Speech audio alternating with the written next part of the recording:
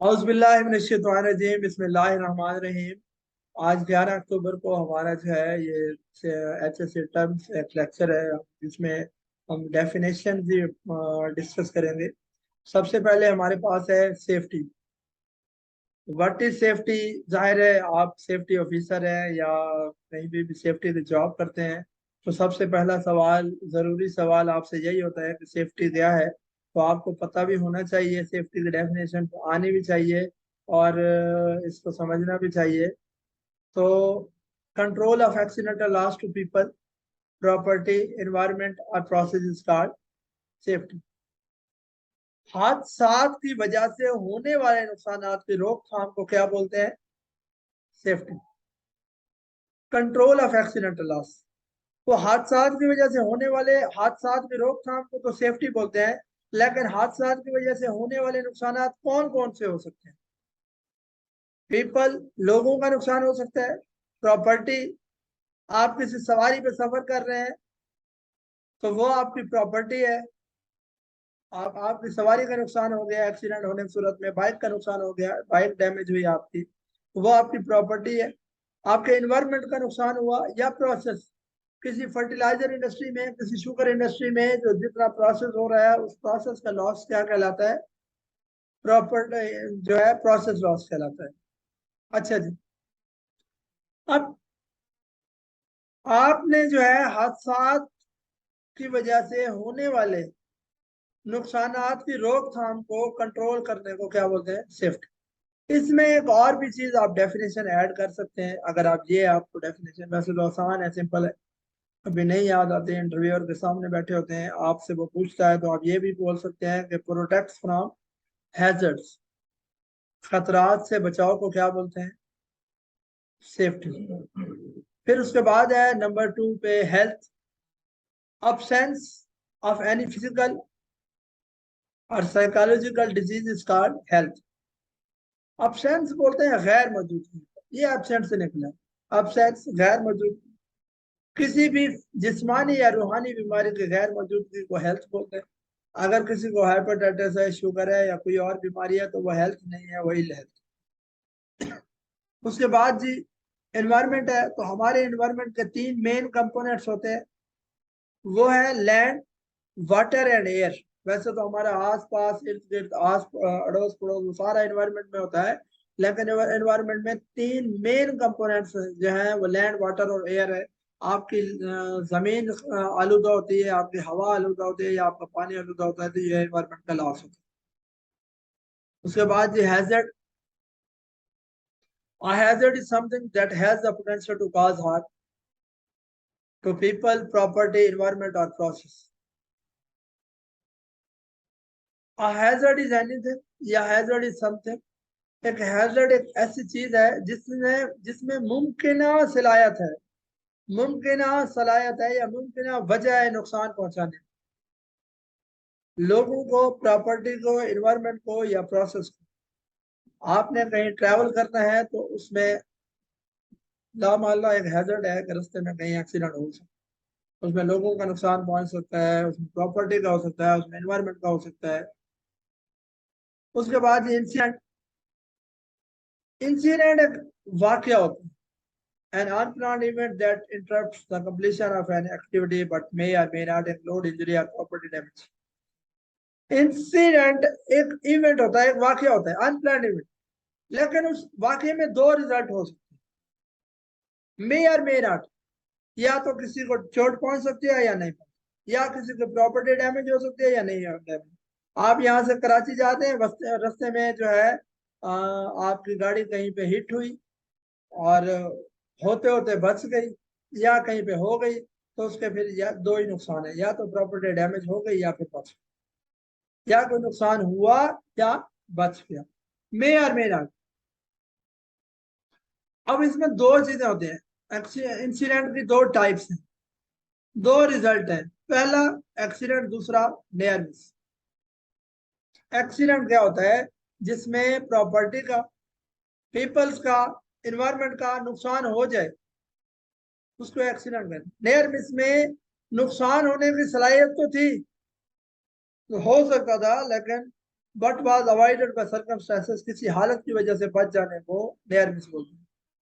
अच्छा जी, अब एक्सीडेंट में आप देखें an undesired and uncontrol event, एक अनचाहा और अनकंट्रोल्ड इवेंट है। आपकी ख्वाहिश नहीं होती आपका एक्सीडेंट, अनडिजायर्ड इवेंट है और आपका काबू भी नहीं होता, आपका इख्तियार भी नहीं होता कि आप रुक जाए।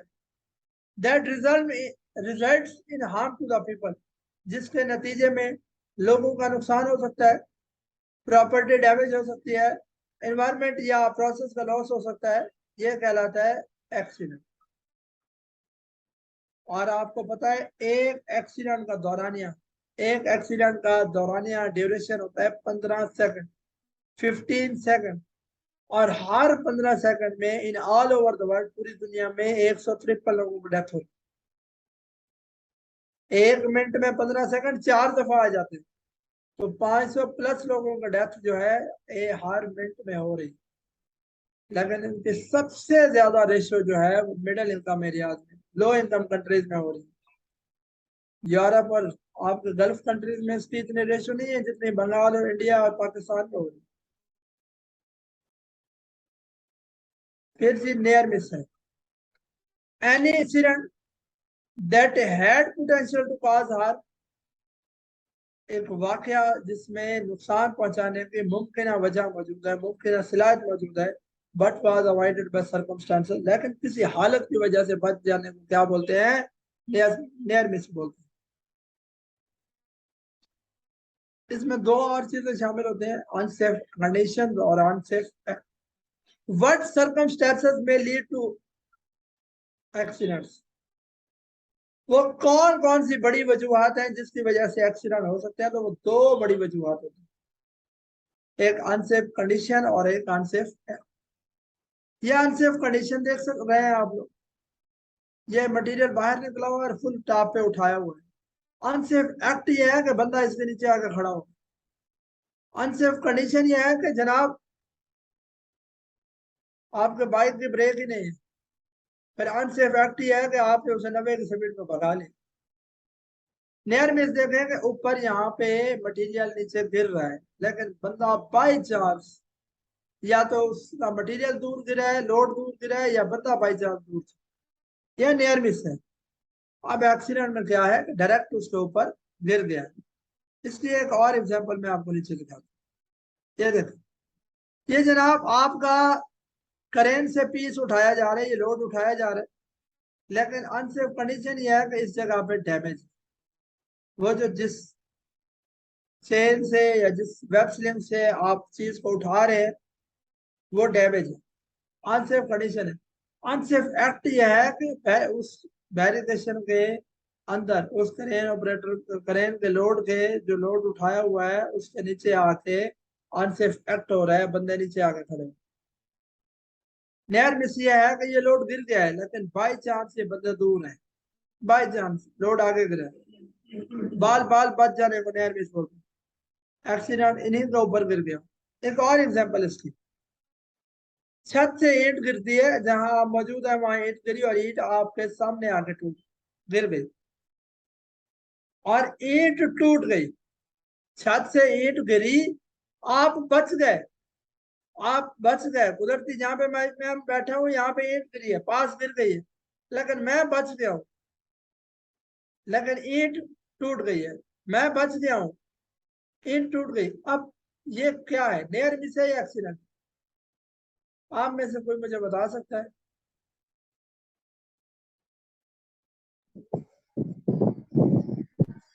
अगर हमारी जान को कोई खतरा नहीं था, हम बच गए, इंटरमिस हुआ।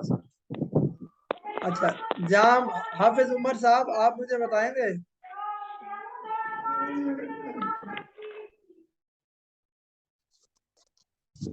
जी सर, मेरी आवाज़ आ रही है? जी जी बिल्कुल आ रही है। सर नियर मिस मेरे हिसाब से तो ऐसे है कि डैमेज टू द पीपल जो आता है तो वो नियर मिस में आता है, क्योंकि ये प्रॉपर्टी को लॉस हुआ है, तो आई थिंक ये नियर मिस नहीं होगा। हाँ जबरदस्त सर, वेरी गुड। क्योंकि हमारे जो हमने एक्सीडेंट की डेफिनेशन पढ़ी ना बेटा, फहीम बेटा, आपको गौर करने की जरूरत है अभी। ये ये सर मैंने भी यही कहा कि नहीं बेटा, ये नहीं नियर मिस है। नहीं, आपने नियर मिस कहा, हाफिज उमर साहब ने नियर मिस नहीं कहा, उन्होंने एक्सीडेंट कहा। ये देखो ना बेटा, एक्सीडेंट की डेफिनेशन है कि an undesired and uncontrolled event that result in harm to the people. मैं बच गया, harm to the people, people का नुकसान नहीं हुआ, मैं तो बच गया। डैमेज टू प्रॉपर्टी, बेटा ये टूट गई ना, मतलब कोई एक शर्त भी लागू हो गई तो आपका एक्सीडेंट हो गया। मेरा नुकसान नहीं हुआ, मेरे मोटरसाइकिल का नुकसान हो गया, तो दैट एक्सीडेंट।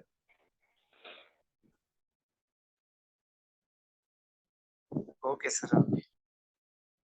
अब समझ आई आपको? Yes sir. छत से ईंट गिर रही है, ईंट गिरी है नीचे, मैं बच गया हूँ, ईंट टूट गई है, तो ये एक्सीडेंट है। हाँ, छत से ईंट गिरी है, मैं भी बच गया हूँ, ईंट भी बच गई है, तो क्या है, नेयर मिस।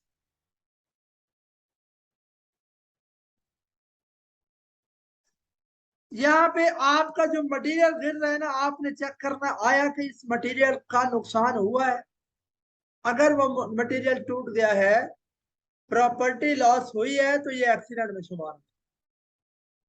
आप जनाब कार पे जा रहे हैं, सफर कर रहे हैं, रास्ते में जो है आपके